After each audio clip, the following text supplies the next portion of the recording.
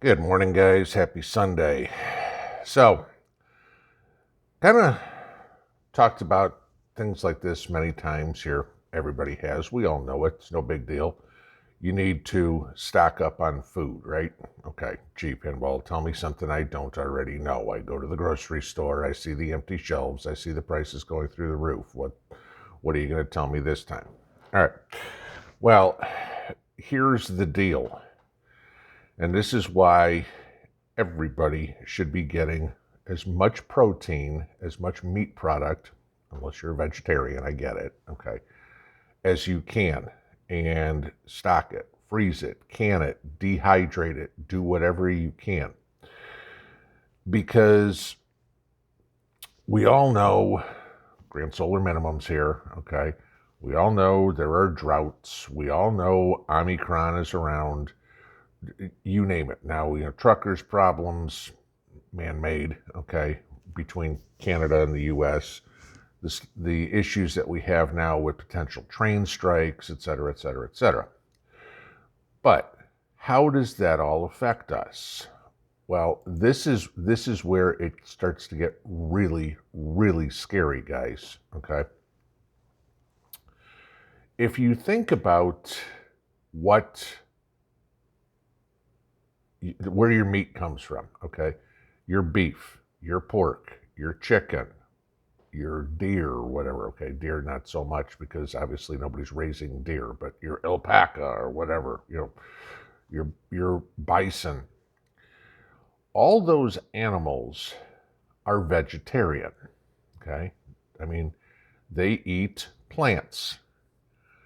Now, there's a big difference in cattle, for example. I mean, and if anybody's ever been overseas and tasted beef overseas, it's different.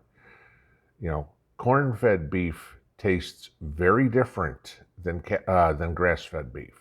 You know, I remember. I don't even know if the company's still in existence, but years and years there used to be a company called Corn King, and you'd get your corned beef brisket with whatever stuff like that, and big picture of an ear of corn on there because all their beef was corn fed. Okay. Now, slowly we have kind of moved over the years to a mix, at least in North America, where the cattle are more free range cows, a lot more grass fed, straw fed, and then we supplement with the corn. Well, here's the problem that we run into is the corn to feed the cattle is basically gone. And most of the ranching places are in Canada, the northern half of the United States. Sure, I know Texas got a bunch, Oklahoma, stuff like that too. But, again, North Dakota, South Dakota, Montana, Wyoming, anything like this, a lot of cattle ranching there. It's all under snow.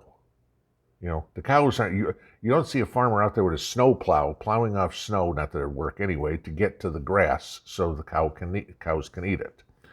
So in the wintertime, they're desperately reliant on corn. Now, I got a couple of emails yesterday, one from Julie, one from William, and I'll share the links with you guys below. But the first one talks about Canada and the problems the Canadians are having with literally the ranchers are out of corn, not low, out, okay? As one guy says, 30 years of business I've never experienced where we don't know what we're going to feed the cows Monday morning. That's scary, okay? Now you think about the size, I don't want to use this term, but to make an idea of scope, industrial size cattle farms, cattle ranches. They don't have 30 head of cattle. They have thousands. By thousands, I mean somewhere between 20 and 40,000 head of cattle. That's a lot of feed to feed those animals that they don't have, okay? You know, uh, in 2021, Canadian Pacific, and this is in this article, Canadian Pacific moved 8,100 carloads of corn from the United States to Canada. Canada had a problem because of the drought growing corn. 8,100 railway carloads in 2021. To give you an idea how different that is, in 2020, they took 600 carloads. Do the math. That's 15 times more in 2021. Now, this is where getting meat comes into play, because again, that's the same thing for chicken feed, for horse feed. Somebody in the live stream last night said, their feed has gone up $3 to $5 a bag to feed their horses, and that the horses aren't already expensive to maintain. Let's start adding more money to it. All this money has to get, if they can find the corn, okay, because the prices have more than doubled as well, okay, and if they can find the corn, you have the price go up because of the cost of corn. Then if you have a shortage of cattle, because if the cattle starve to death, there aren't as many, then you have a supply issue. So the prices go up again. So let's just say the prices double between the cost of feed, and double again because there isn't as much. Okay? You're paying what? $4 a pound for ground beef now? $5 a pound? Imagine paying $16, $20 a pound for ground beef. Ground beef! That's coming. Okay? I don't even want to go what a steak's going to cost you. Imagine $80 for a ribeye. At the store, not at Ruth's Chris. Okay? This is the problem. So, I'm going to say this as an idea. Again, this comes into the fact of supporting your local farmers. This comes into the fact of having a mag, making your connections now, et cetera, et cetera, et cetera. Maybe you raise livestock. If you do, well, you can feed the pigs slop, okay? You can feed the chickens, stuff out of the garden, whatever. You can feed the pigs stuff out of the garden.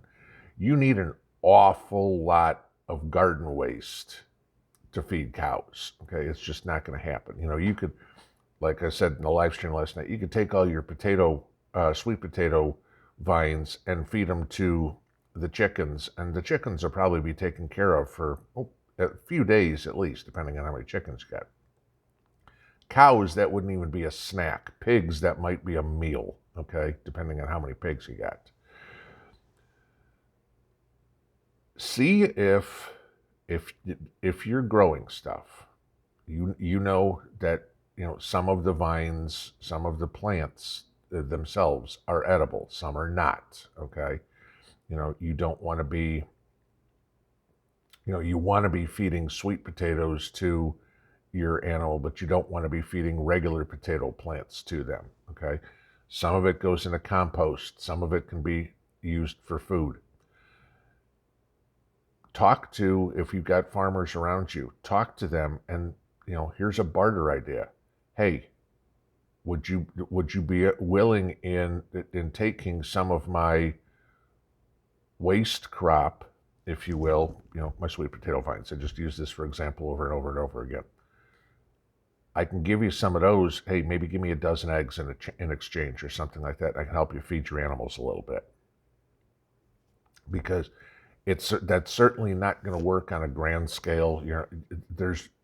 I don't care if you own a sweet potato farm, it's not going to help the ranchers like that.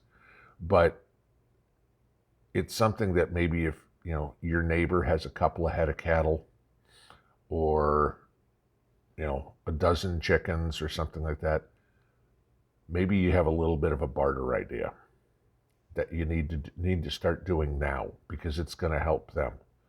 Because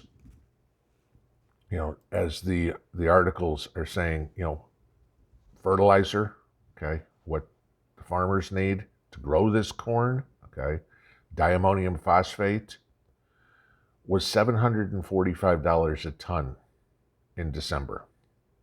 That's more than double what it cost the farmers in 2020. That's just a fertilizer, okay?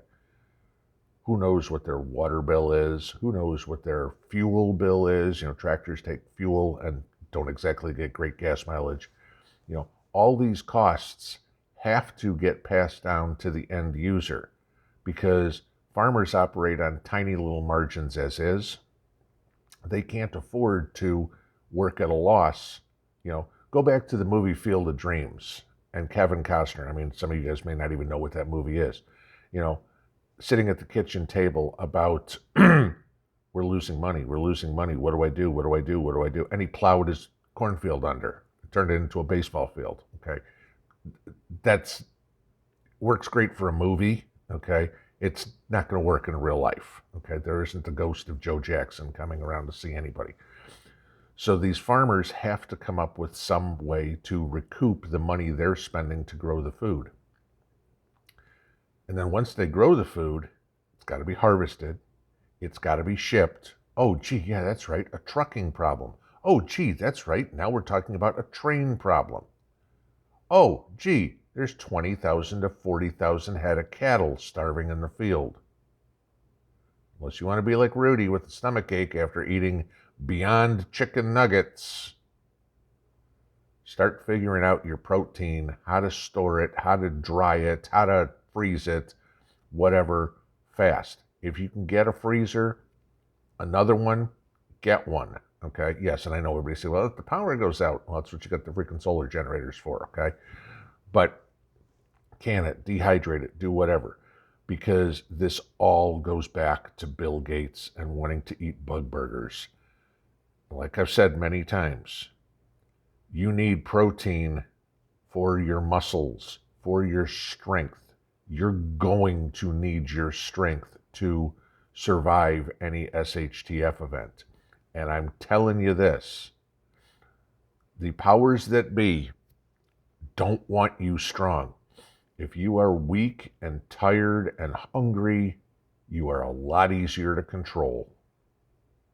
Think about that the next time you go, gee, honey, I don't know if we want to spend that on chicken legs this week or on, pork chops this week.